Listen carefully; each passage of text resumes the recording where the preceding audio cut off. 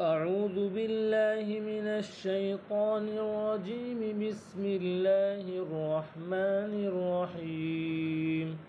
ياسين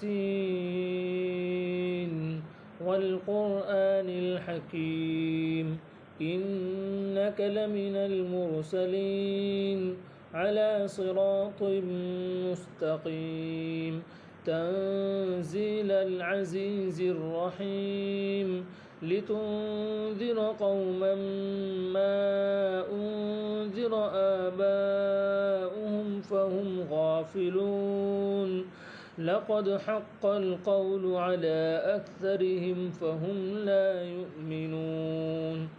إنا جعلنا في أعناقهم أغلالا فهي إلى الأذقان فهم مقمحون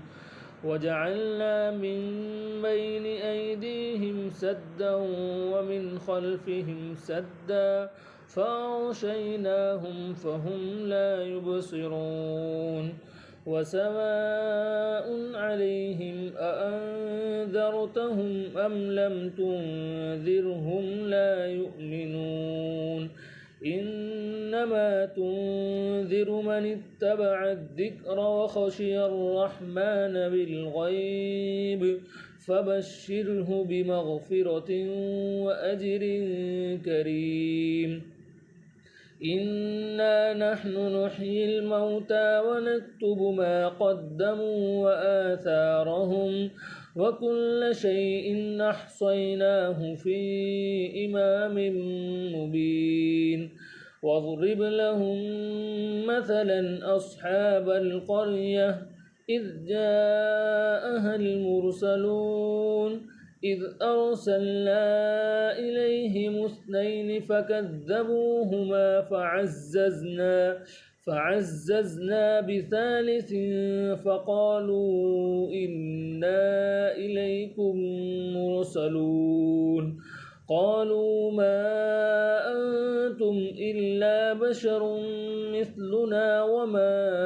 أنزل الرحمن من شيء إن أنتم إلا تكذبون قالوا ربنا يعلم إنا إليكم لمرسلون وما علينا إلا البلاغ المبين قالوا إنا تطيرنا بكم لئن لم تنتهوا لنرجمنكم وليمسنكم منا عذاب أليم قالوا طائركم معكم أئن